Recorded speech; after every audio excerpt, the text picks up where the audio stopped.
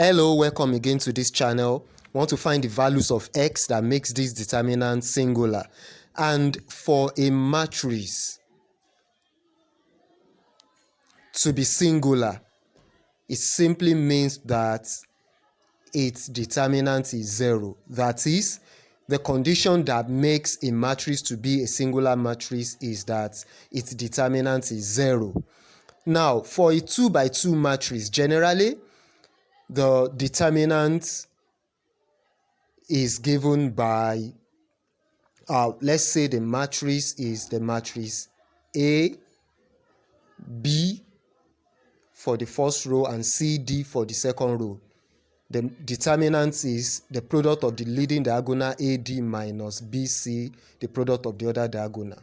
Now, for our determinant A, for our matrix A rather, the determinant of A, x minus 2 minus 5 and minus 8x plus 1 is going to be the product of the leading diagonal x minus 2 times x plus 1 minus the product of the other diagonal, which is minus 5 times minus 8.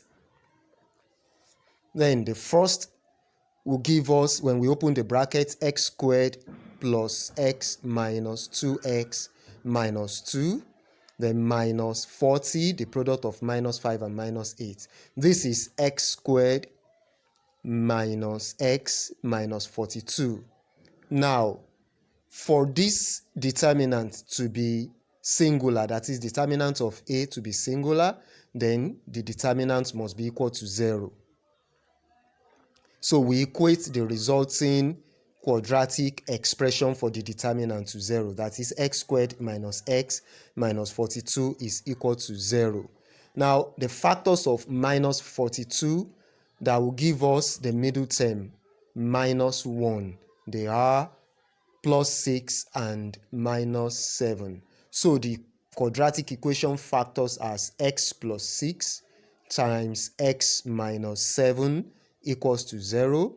And if this is so, x plus 6 is equal to 0, or x minus 7 is equal to 0, and x is minus 6 or x is 7, which means that the values of x that makes the matrix to be singular are minus 6 and 7. To continue enjoying our math tutorial, please subscribe to the channel and hit the notification bell.